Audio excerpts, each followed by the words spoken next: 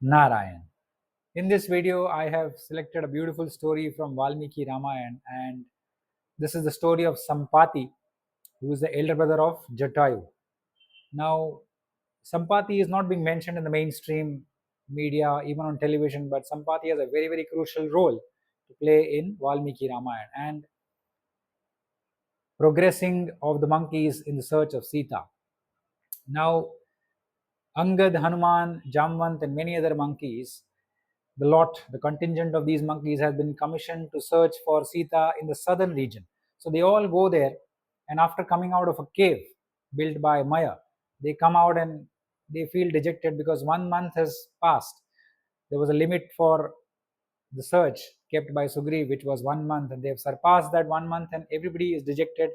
Angad and all the monkeys, most of the monkeys have decided that they'll fast unto death outside this mountain, except Hanuman, who's watching everyone. But Angad is of the opinion that if I go back to Sugriv, who is irascible, and Sri Rama also, who might kill me, I don't want to mar my glory. So I will die by fasting unto death here, that I will actually not mar my glory and I will have done something good for the service of Sri Rama. So I cannot go back dejected and defeated. So I decide that I will fast unto death, and so on.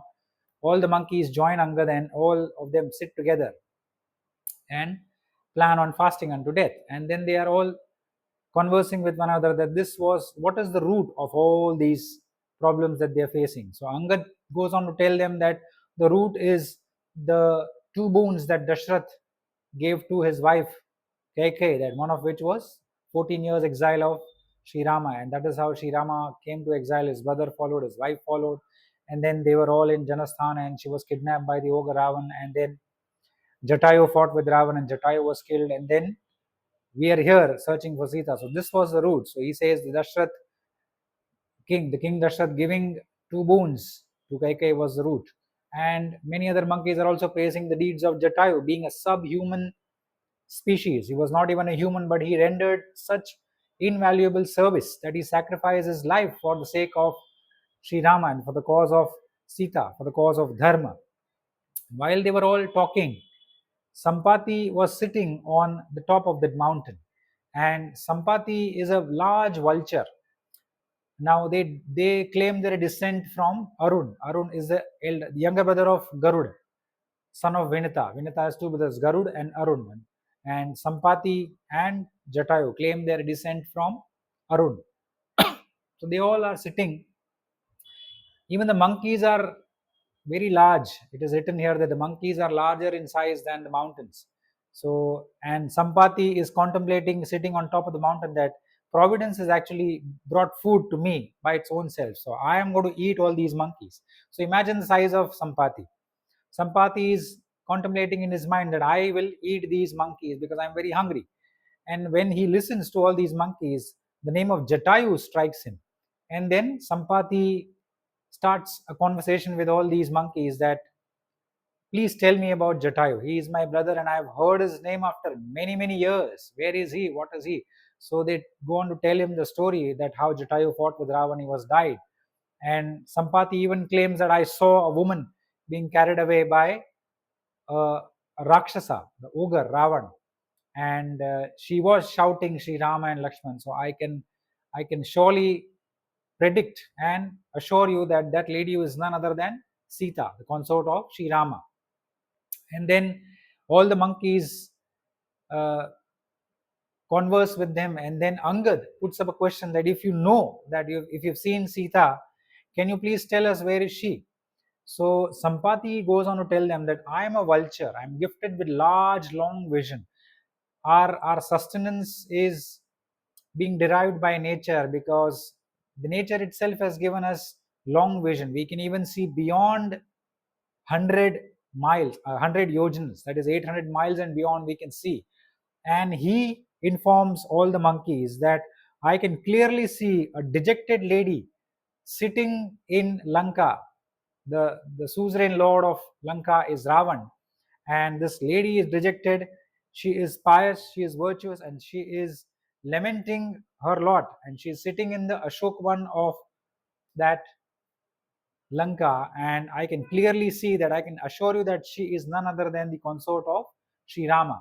So I can see her, she's sitting there, and there is a city named as Lanka, which is 100 yojans beyond the southern shore, 800 miles beyond this southern shore. Now the monkeys were not able to see that southern shore, the not the southern shore but the Lanka.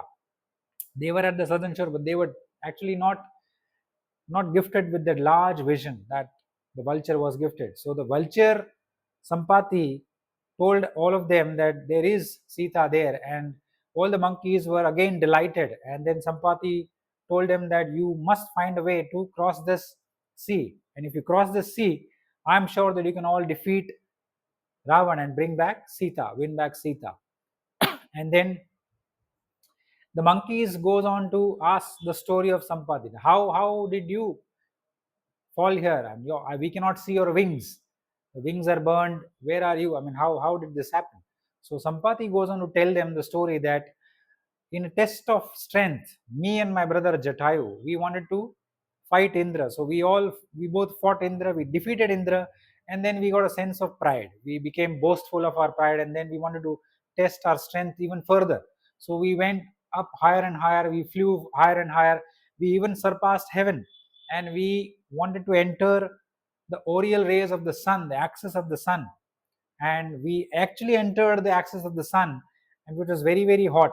And the moment we entered, we both started experiencing fatigue and perspiration, and then we both lost our vision. But I, being an elder brother, and I was very concerned about my younger brother Jatayu started falling down first, and then the rays were burning both of us, but I spread my wings and covered Jatayu with my wings. So my wings were burned and Jatayu was safe.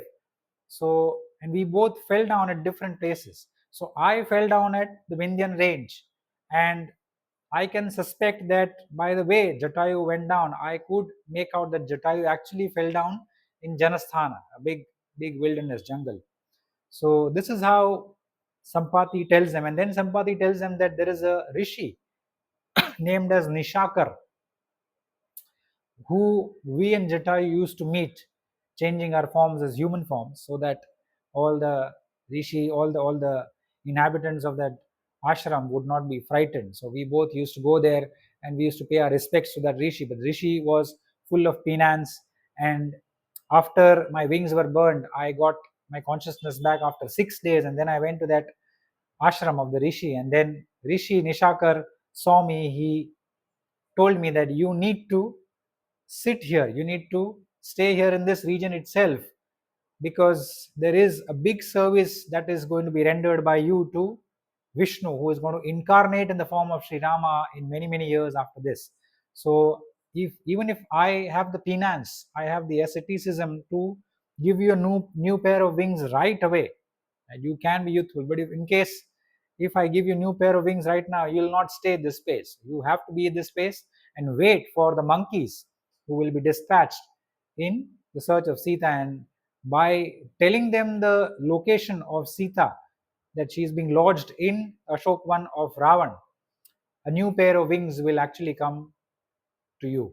So this is the imprecation, or not imprecation, but this is the proclamation of my asceticism, that this is going to happen. So you have to stay here in this region itself. And that is how Sampati stayed on that top of that mountain, and his son used to bring him food, and he used to survive. And if you don't know that, in Valmiki Ramayana it is written that he survived on that top of the hill for 8,000 years. Yes, 8,000 years he waited for those monkeys to come there, and then he informed of Sita being lodged in Lanka.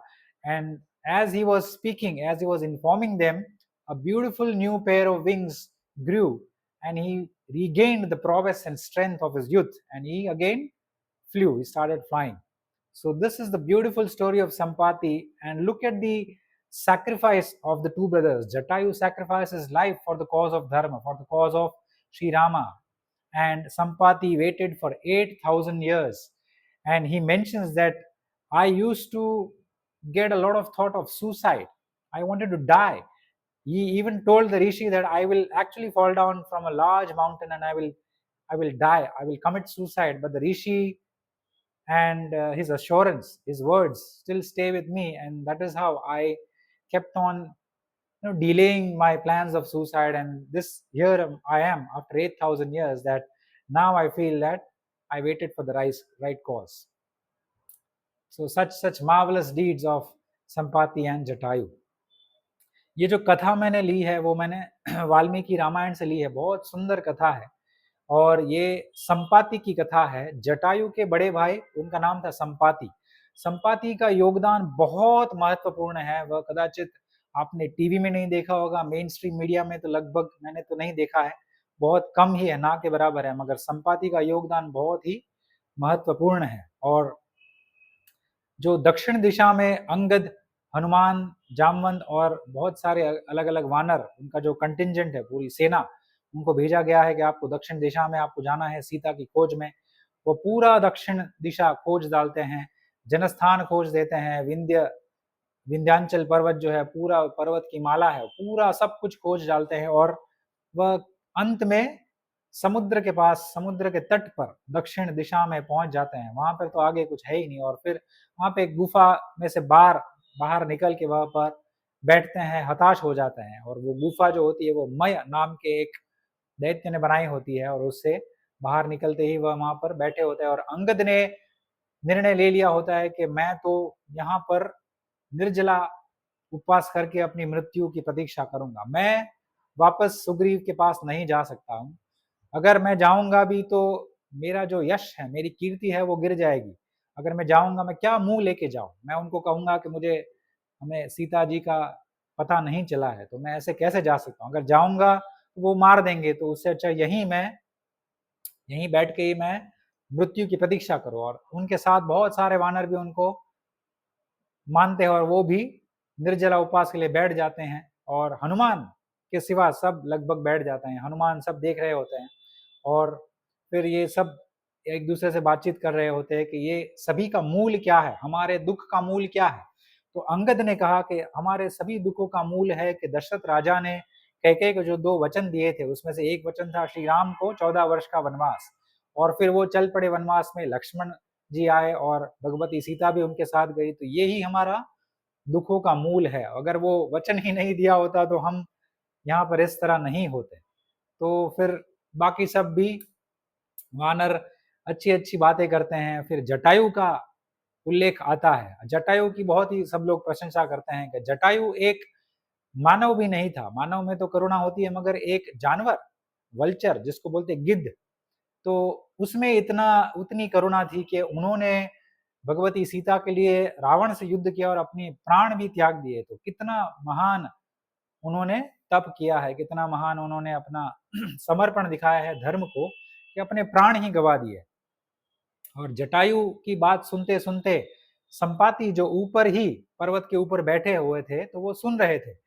Sampati पहले तो उन वानरों को देखते बहुत प्रसन्न होते हैं। वो देखते हैं, वो कहते हैं मनोमन कि आज भाग्य ने मेरे भोजन का प्रबंध अपने आप ही कर दिया, भोजन मेरे पास ही आ गया।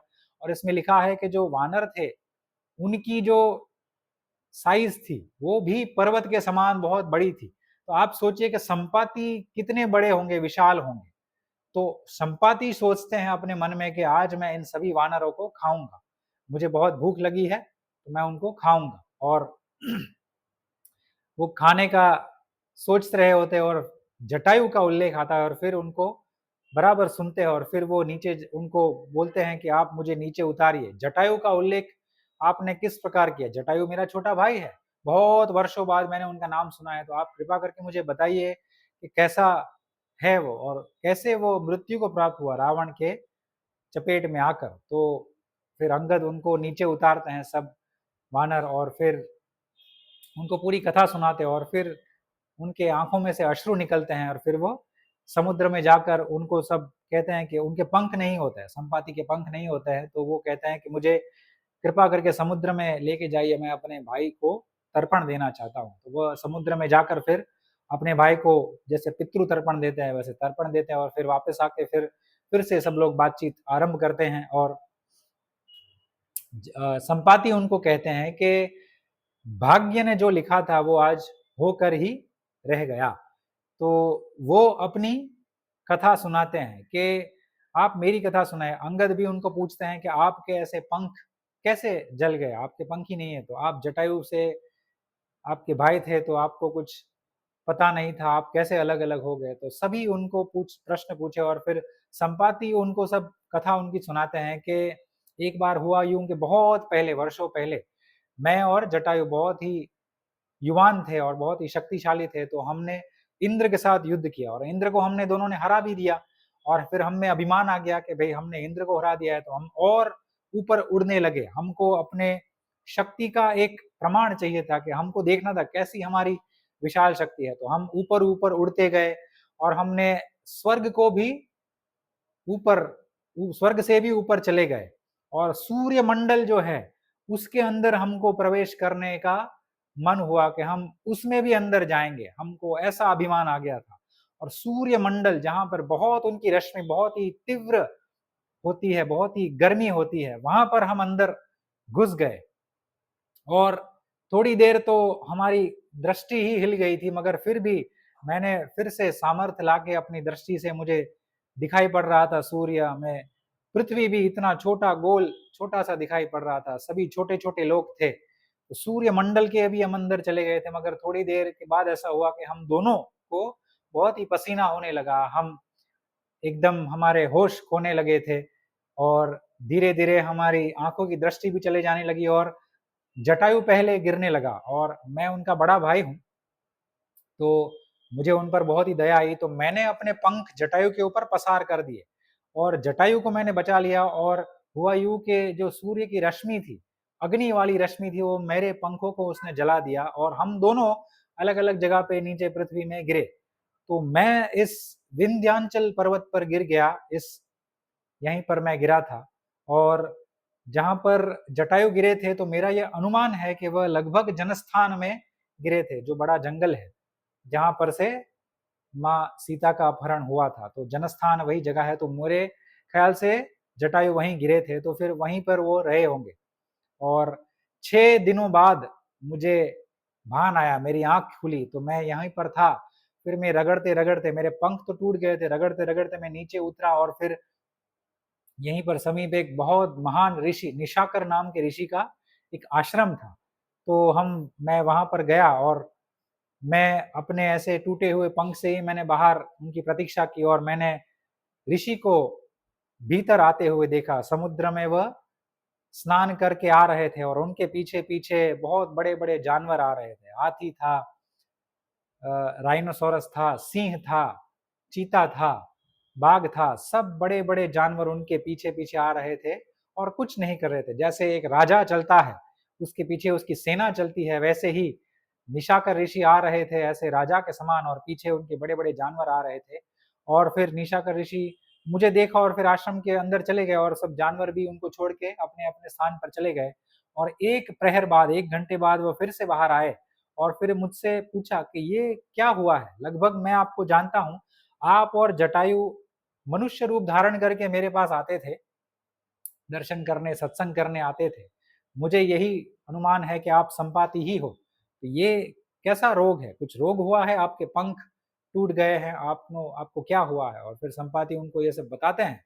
और फिर निशाकर ऋषि उनको कहते हैं कि मैंने अपने तप से ये भविष्य देखा है, मेरे पास इतना तप है कि मैं पूरा भविष्य देख सकता हूँ और बहुत सालों बाद राजा दशरथ के यहाँ विष्णु भगवान का एक अवतार होने वाला है जिनका नाम होगा श्री राम, और उनकी पत्नी होगी भगवती सीता। उनको एक राक्षस चुरा के लेके जाएगा और फिर बहुत सारे वानर ढूंढते हुए उनको आएंगे और आपको मिलेंगे और आपको तब तक यहाँ पर उनकी प्रतीक्षा करनी है जब तक वो वानर न आए, क्योंकि आप बहुत ही एक मुख्य एक कड़ी है, आपको यहीं रहना है और आपको ही उनको बताना पड़ेगा कि माँ सीता कहाँ है, लंका कहाँ है और रावण की लंका कितनी दूर है यहाँ से, क्योंकि वह इतने सामर्थ्यवान नहीं होंगे कि वह इतना दूर देख पाएंगे।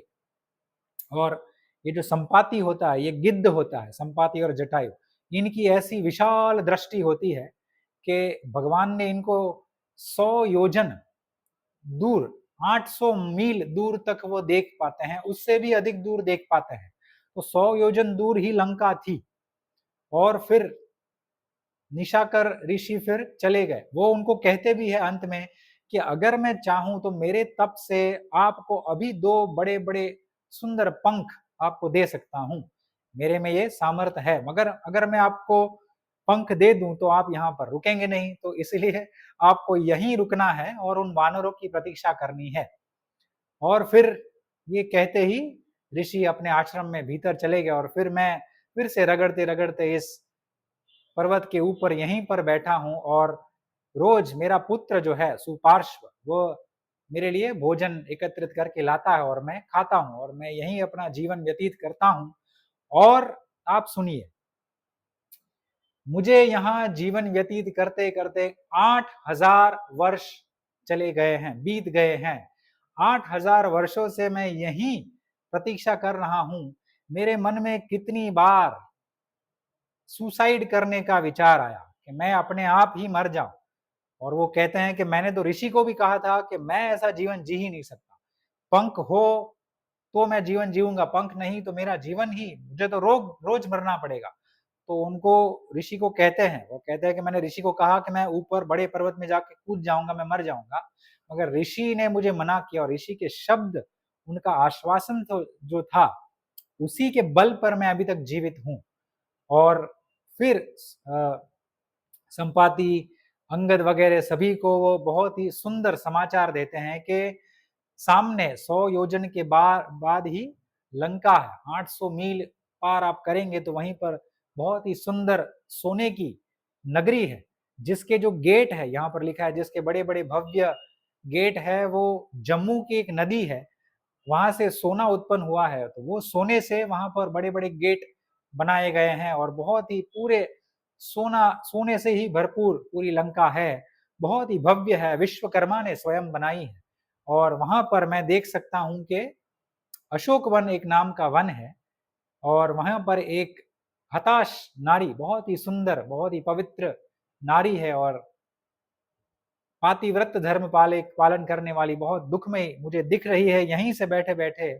और मुझे ये पक्का अभी विश्वास हो गया है कि वह स्वयं ही भगवती सीता ही है, श्री राम की अर्धांगिनी, क्योंकि मैंने इनको देखा था जब ये रावण उनको लेके जा रहे थे, मगर मैं तो कुछ कर ही नहीं सकता था।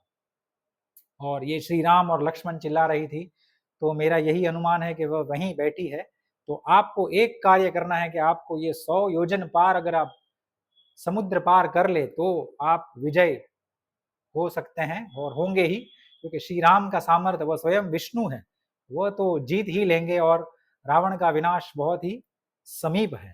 तो आप कृपा करके ऐसा कुछ कीजिए कि ये 100 योजन की जो दूरी है, वो इसमें कुछ पुल बनाइए, कुछ भी करिए, आप कुछ उसको पार करके फिर आपकी सेना वहां पर लेके जाइए। और जैसे ही ये बोल रहे थे और संपाति के नए नए बहुत ही सुंदर पंख उग गए पहले ही जैसे, और वह केवल अपनी उड़ान भरने लगे। और फिर वो कहते हैं सभी वानरों से कि जैसा मैं युवानी में मेरा सामर्थ्य था, मेरी शक्ति थी, वैसे ही शक्ति की अनुभूति मुझे अभी हो रही है।